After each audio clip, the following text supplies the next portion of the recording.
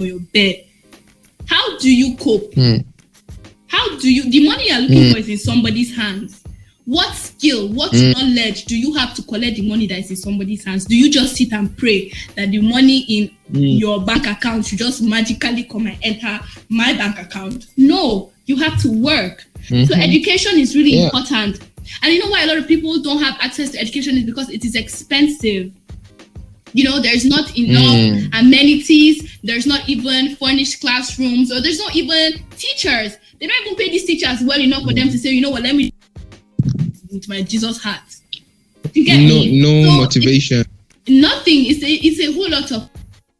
And I really hope that the government should do something about it, because the way the world is going, without education, we will all be backwards. Honestly, look at technology. Look at the look at the United States. Just look. Just peek. I don't want to open your two eyes. Just one. Just peep what they've been able to achieve. Yeah, definitely.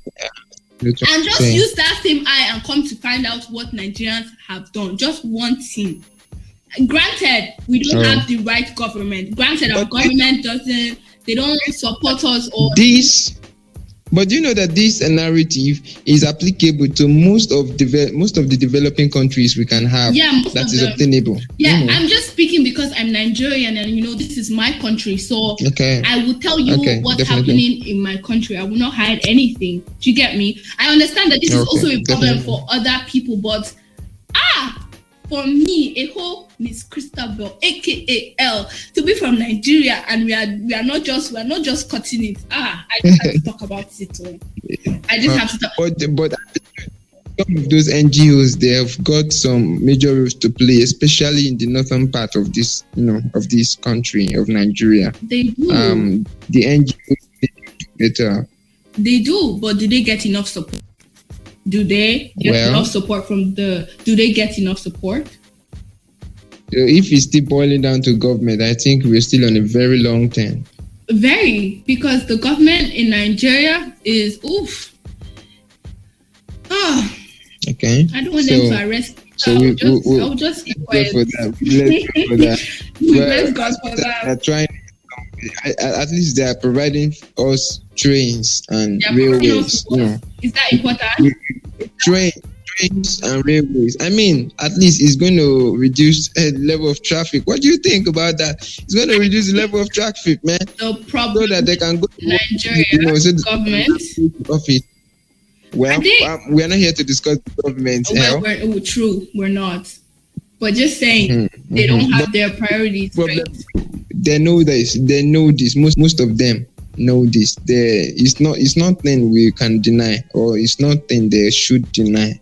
You understand? So let's just have a partial conclusion that before this girl-child education stuff can be bridged, that means the government needs a total overhauling, or else we might not actually get there anytime soon. True. So coming back, we are almost rounding up now, and we said that we established that there is a very thin line between gender equality and feminism.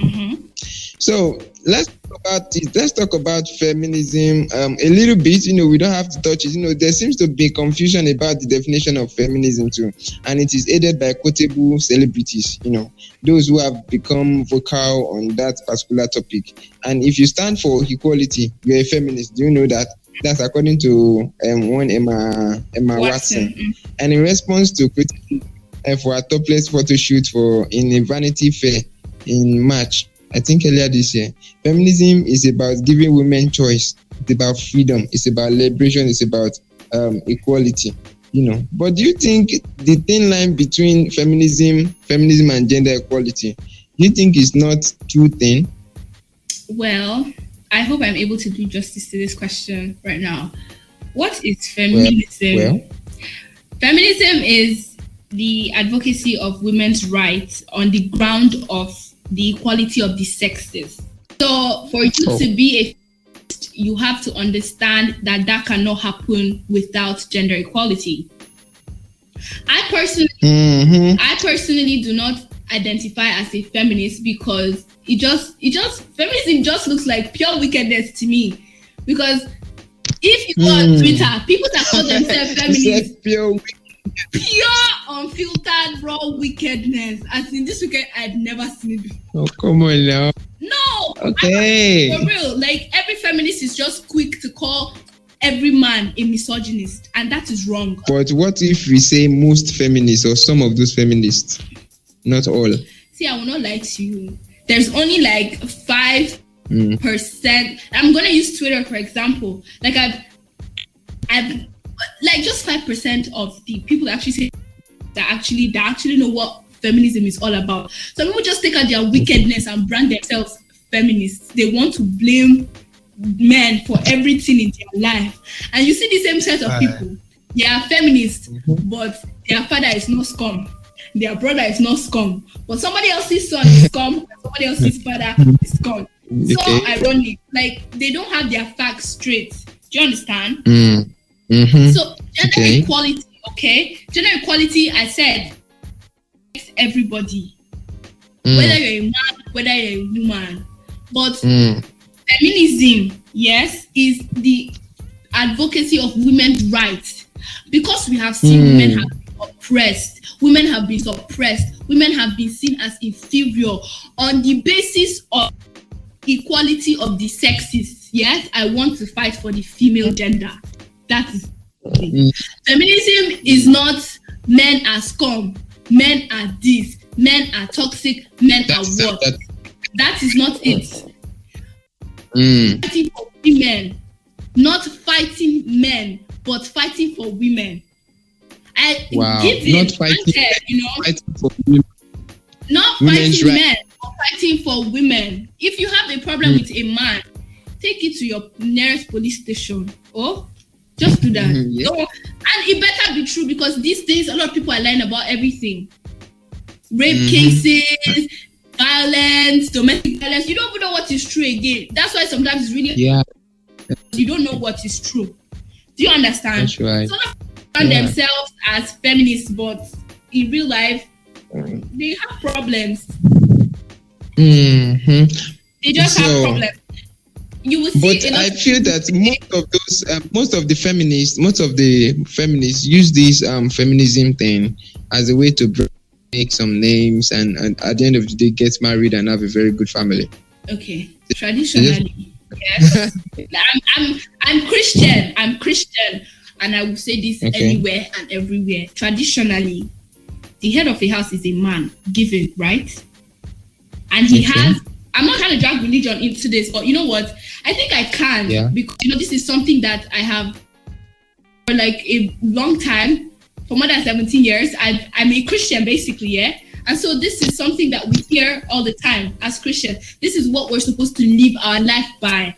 Understand me? Okay. So traditionally, Christian speaking, a man is the head of the family. Problems with that. Do you understand me? And even the Bible mentions that a man who cannot provide for his family is worse than an infidel. So now, as a Christian, who are you as a... I'm not saying women cannot... A lot of people are going to, have some kinds of thoughts about this, but just listen and don't allow that wicked part of you to come outside. Just listen to me. You are a woman. And traditionally, you were being placed not under a man, but you are supposed to support him. Basically, you are a helper. God did not create the woman as a slave. When he created Eve, he said Eve was Adam's what? Helpmate, not Adam's slave, not Adam's punching bag.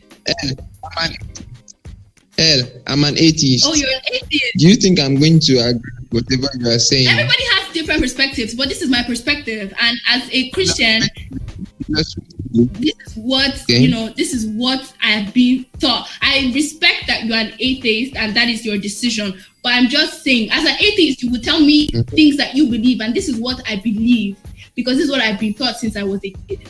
Okay.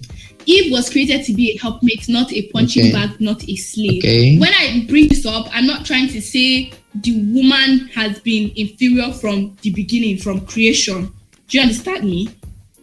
Yeah, I'm just saying that the roles should not... You should not just misunderstand the roles. Do you understand? Because right now, you see A married man, somebody that took the vow in church in the presence of God and a priest, beating his wife, blue, black, purple, for better, for worse, to death to us part. And that's what angers a lot of these people that call themselves feminists, because why would you do that to me? Because I am female? Do you understand me? Because I am weak? Because I don't have muscles? Because I bleed every month? Yeah. Because I am supposedly weak? Is that why you would do this to me? So sometimes I can relate.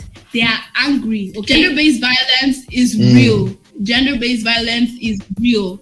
Gender-based violence is not anything abstract. Gender-based violence is real. The female gender gets abused. They are being coerced, manipulated, all because of what? Because we don't have muscles. Is that what you're saying?